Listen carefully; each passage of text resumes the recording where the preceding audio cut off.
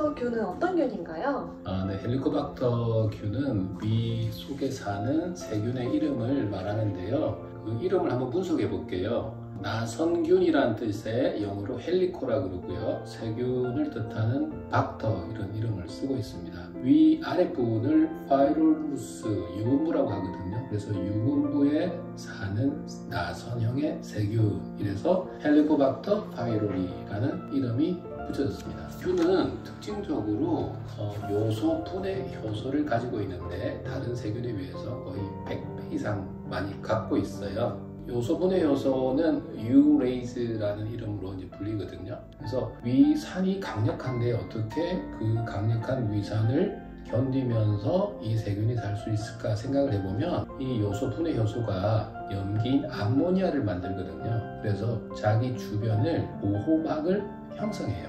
그래서 그 강력한 위산을 견디면서도 이 헬리코박터 파이로리균은 위 속에서 살 수가 있는 거예요. 헬리코박터균은 언제 발견됐어요? 이 균은 아마 텔레비 광고를 통해서도 이제 시청자분들 많이 이제 익숙한 그런 균이 되겠는데, 79년도 호주의 병리학자 로빈 무어렌에 의해서 발견이 되었고요. 그 뒤 82년에 호주의 미생물학자 베리 마셜이 배양에 성공하면서 이 균은 이제 널리 알려졌어요. 재미있는 일화를 말씀드리면, 이 마셜 박사는 이 균이 과연 위염, 위궤양 같은 위장병을 일으킬 수 있을까를 직접 증명해 보이기 위해서 이 세균이 배양된 배양액을 마시고 실제 본인이 강한 위염, 심한 위염, 위궤양까지 앓았던 것을 이제 직접 증명해 보였어요. 그래서 이 두 분은 이 공로로 2005년 노벨 생리학 의학상을 받았습니다.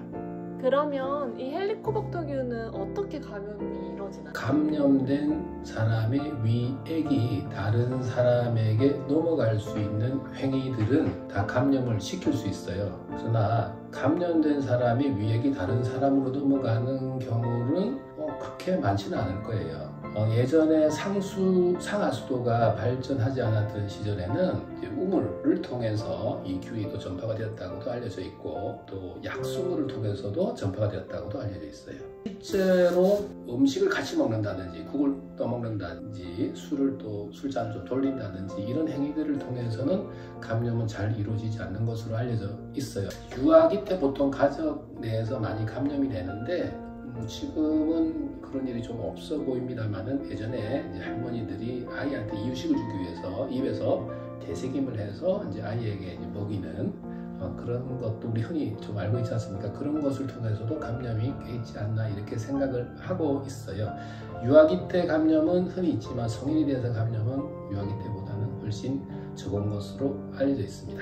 그러면 만약에 연인 간의 스킨십 이런 것도 감염이 될 수 있나요?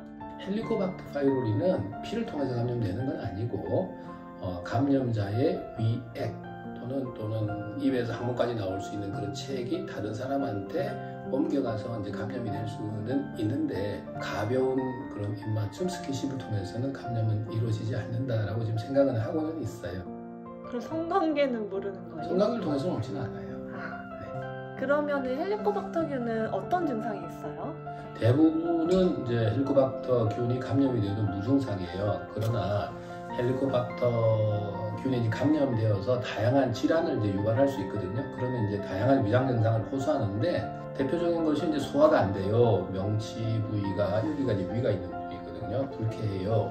트름이 자주 나와요. 속이 쓰리다. 이런 위장 증상을 이제 말씀을 하십니다. 근데 증상만으로는 이분이 어떤 위장 질환을 갖고 있는지는 정확히 알 수는 없어요. 그래서 최근에 내시경을 하셨는지 꼭 물어보거든요. 근데 최근에 내시경을 안 해봤는데 이런 위장 증상이 있다면 꼭 내시경 할 것을 권하고 있습니다. 헬리코박터균 꼭 치료해야 되나요?